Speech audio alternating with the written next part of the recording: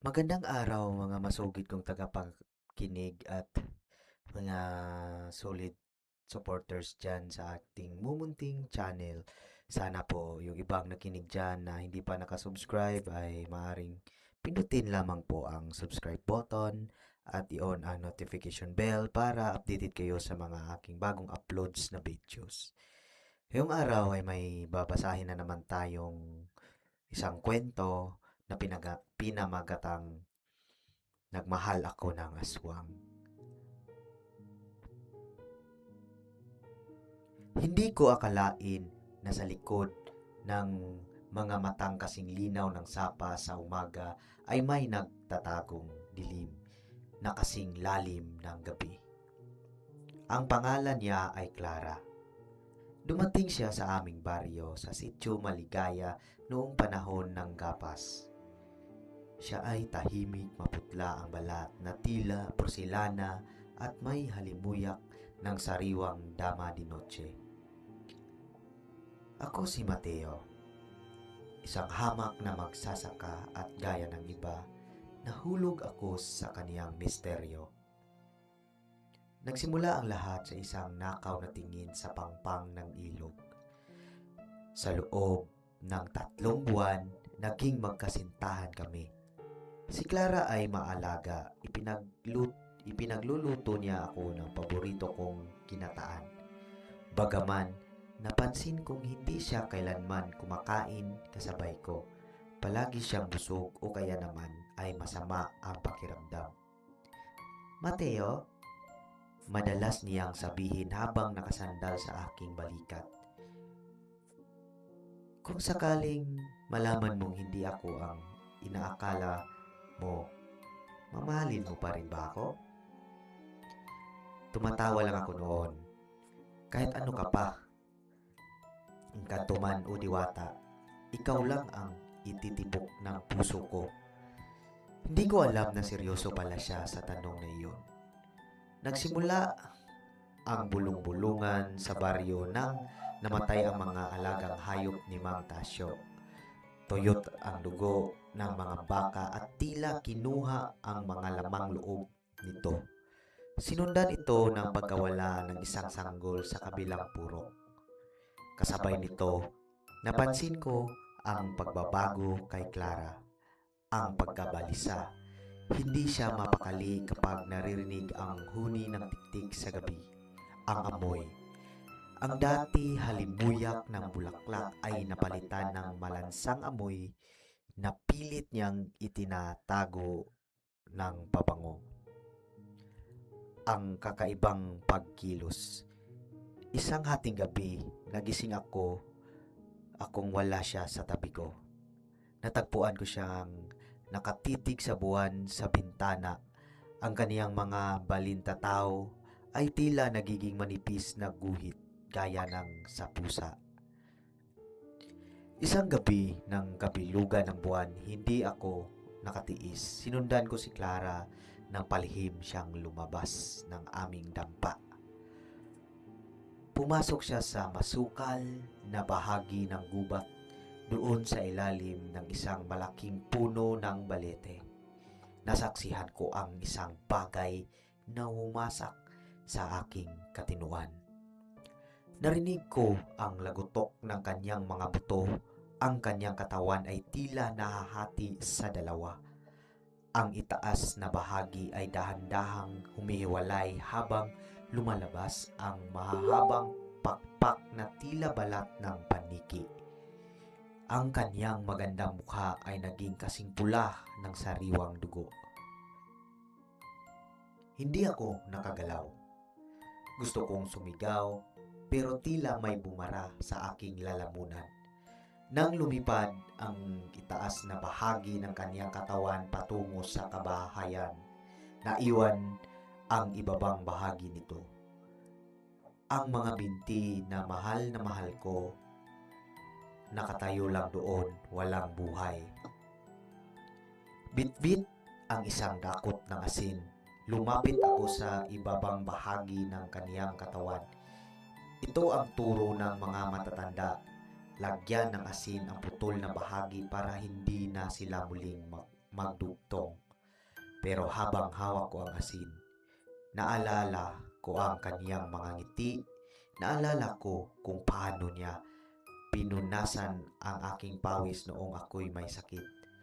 Paano ko papatayin ang babaeng nagbigay ng kulay sa aking mundo? Bago magmadaling araw, bumalik siya. Duguan ang kanyang bibig, pagod at tila nanghihina. Nakita niya akong nakatayo sa tabi ng kanyang kalahati.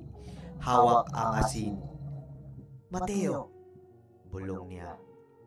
Walang galit sa kanyang boses, kundi purong lungkot. "Gawin mo na! Tapusin mo na ang sumpa ko!" Umiyak ako, imbis na budburan ng asin. Itinapon ko ang asin sa lupa at niyakap ang kaniyang malamig at duguang katawan. "Hindi ko kaya, Clara. Mahal kita." Hindi kami nagtagal sa baryo. Alam kong darating ang araw na mahuhuli siya ng mga taga-nayon. Pinili naming mamuhay sa pinakamalayong bundok, malayo sa mga tao. Hanggang ngayon kasama ko pa rin si Clara. Sa araw, siya ang mapagmahal na asawa na nagtatanim ng mga gulay. Sa gabi, kapag naririnig ko ang pagaspas ng kanyang mga pakpak, naghihintay lang ako sa bintana. May dalang mainit na tubig at malinis na tela para linisin ang kanyang mukha. Pagbalik niya, nagmahal ako ng aswang, at sa mundong ito na puno ng mga taong mas masahol pa sa halimaw, mas pinili ko ang halimaw na marunong magmahal. Lumipas ang 3 taon. Sa kabundukan ng Sierra Madre, namuhay kami ni Clara sa isang kubo na tila ba kami lang ang tao sa mundo. Ngunit ang kapayapaan ay may kapalit. Ang bawat gabi ay puno ng kaba at ang bawat umaga ay puno ng pait ng pagsisisi sa kanyang mga mata.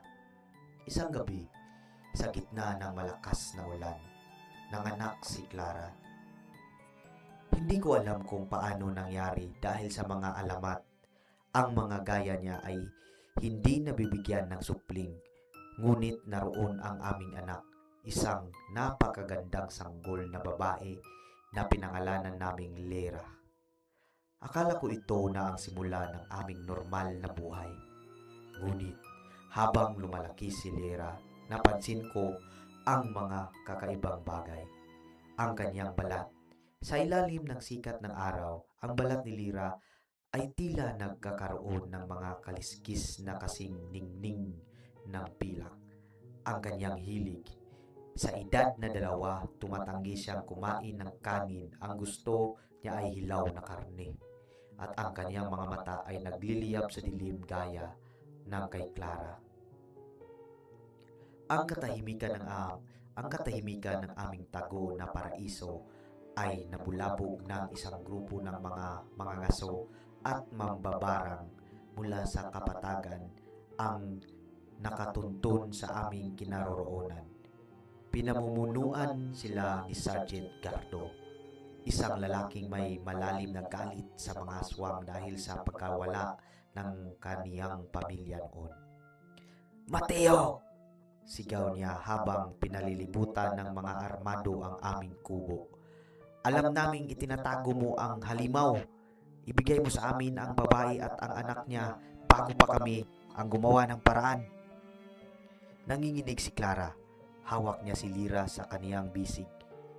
"Mateo, itakas mo ng anak natin," bulong niya. "Ako ang gusto nila. Ako ang tatapos nito." Hindi ko iniwan si Clara. Kinuha ko ang aking itak at tumayo sa pintuan, pero bago pa man ako makahakbang, naramdaman ko ang pagbabago sa hangin. Naging kasing lamig ng yelo ang paligid. Hindi si Clara ang kumilos, kundi ang bunting si Lera. Tumalon ang bata mula sa bisig ng ina sa harap ng aming mga mata. Ang maliit na bata ay nagbagong anyo. Hindi bilang manananggal, kundi bilang isang nilalang na mas makapangyarihan. Siya ay isang aswang dagat at manananggal na pinag-isa ng dugo ng isang mortal. Ang kaniyang tili ay sapat na upang mapatumba sa mga armadong lalaki. Huwag ninyong sasaktan ang tatay ko, ang tinig ni Lyra na tila iko mula sa kailaliman ng lupa. Doon ko nakita ang takot sa mga mata ni Sergeant Gardo. Hindi sila nakaharap ng aswang, nakaharap sila ng isang bagong uri ng nilalang. Ang sa kaguluhan, nagawang paliparin ni Clara ang kaniyang sarili at tangayin ako at si Lyra palayo sa kubong iyon. Sinunog nila ang aming tahanan, ang tanging alaala ng aming maikling katahimikan. Ngayon kami ay mga palaboy sa gitna ng masukal na gubat. Hindi lang kami nagtatago sa mga tao, nagtatago na rin kami sa ibang mga aswang na nais makuha ang kapangyarihan ni Lyra. Ang aming kalagayan. Unti-unti nang nangihina ang kaniyang katawan dahil sa hindi pagkain ng tao. Pinipilit niya mabuhay sa dugo ng hayop para sa akin. Kay Lyra, hindi niya pakontrolado ang kaniyang pagsik. Ang kaniyang gutom ay mas matindi kaysa sa kaniyang ina. Sa akin, ako ang tanging tulay nila sa pagiging tao. Ngunit hanggang kailan ko sila mapoprotektahan? Habang pinapanood ko ang mag-ina na natutulog sa ilalim ng isang yungib, alam ko na ang digmaan ay hindi pa tapos. Nagmahal ako ng aswang at ngayon kailangan kung maging halimaw rin para protektahan ang pamilyang binuo namin sa gitna ng sumpa. Pagod na kami sa pagtatago. Ang Sierra Madre na dati naming kanlungan ay naging isang malawak na kulungan habang lumalaki si Lyra. Ang kaniyang gutom ay hindi na kayang busugin ng dugo ng usa o baboy ramo. Nakikita ko siya sa kaniyang mga mata, ang unti-unting paglamay ng halimaw sa kaniyang pagkatao. Hindi tumigil si Sergeant Gardo sa loob ng 5 taon. Nag-aaral siya ng itim na karunungan. Hindi na lang baril ang dala niya. Mayroon na siyang mga anting-anting at mga tauhang mangkukulam na bihasa sa paghuli ng mga gaya ni Clara. Isang gabi ng lunar eclipse, nahanap nila kami sa kailaliman ng isang kuweba. "Mateo!" sigaw ni Gardo. Ang kanyang boses ay tila galing sa ilalim ng lupa. "Ang iyong anak ay isang abominasyon. Hindi siya dapat narito sa mundo. Ang dugo niya ang magbubukas ng pinto ng impyerno." Sa gitna ng labanan, isang pilak na balisong ang tumama sa pakpak ni Clara. Bumagsak siya sa lupa. Humihingal at sugatan. Tumakbo si Lyra upang protektahan ang kanyang ina. Ngunit ginamit ng mga mangkukulam ang kanilang dasal upang paralisahin ang bata. Doon ko napagtanto ang isang masakit na katotohanan. Ang tanging paraan para maligtas ang kaluluwa ng aking mag-ina ay ang wakasan ang sumpa. Lumapit sa akin si Clara. Hinawakan ang aking kamay. Ang kanyang mga mata ay bumalik sa pagiging tao, malinaw, puno ng luha at puno ng pagmamahal. "Mateo," bulong niya, "huwag mong hayaang maging ganap na halimaw si Lyra. Ibigay mo sa akin ang huling sakripisyo, ang dugo ng isang taong nagmamahal ng tapat, ang tanging makakapagtapos sa sumpa ng aming lahi. Kailangan kong pumili. Panoorin silang mamatay sa kamay ni Gardo o ako mismo ang tatapos sa lahat." Sa ilalim ng mapulang buwan, kinuha ko ang aking itak. Ang itak na ginamit ko sa pagsasaka. Ang itak na naging saksi sa mga aming paghihirap. Ngunit hindi ko ito itinama kay Clara o kay Lyra. Ibinaba ko ang aking sandatas at humarap kay Gardo. "Kung dugo ang kailangan nyo para tumigil kayo, kunin nyo ang sa akin. pero palayain niyo ang pamilya ko. Sa gitna ng kaguluhan, isang liwanag ang bumalot sa amin. Ang aking wagas na pag-ibig, ang pag-ibig ng isang mortal na handang mamatay para sa halimaw, ay nagdulot ng isang himala na hindi inaasahan ng sinuman. Hindi namatay si Clara, hindi rin naging ganap na halimaw si Lyra. Ang sumpa ay hindi natapos sa pamamagitan ng kamatayan, kundi sa pamamagitan ng pagtanggap. Si Clara, nawala ang kanyang kakayahang maghiwalay na katawan, ang kanyang mga pakpak ay natuyo at nalaglag, na naging dahilan upang siya ay maging isang ganap na mortal. Si Lyra, ang kanyang kakaibang gutom ay napalitan ng isang normal na pangangailangan ng isang bata. Ang kanyang mga mata ay hindi na nagliliyab sa dilim. Si Gardo, nawalan ng saysay ang kanyang galit nang makita niyang ang halimaw na kaniyang hinahabol ay wala nang pinagkaiba sa kanyang sariling asawa o anak. Umalis silang talunan, dala ang takot sa isang kapangyarihan hindi nila kailanman maiintindihan, ang kapangyarihan ng sakripisyo.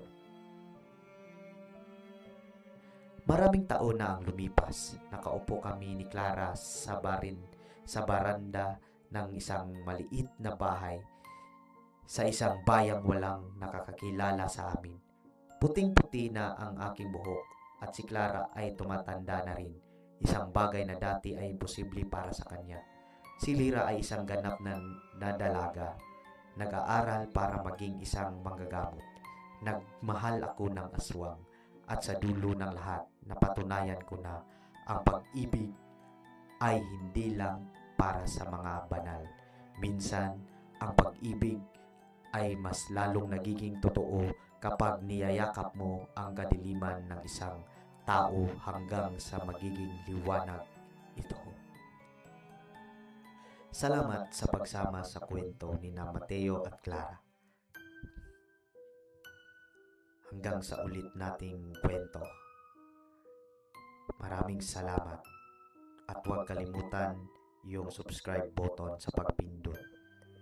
Maraming salamat, Papa Nicky Stories.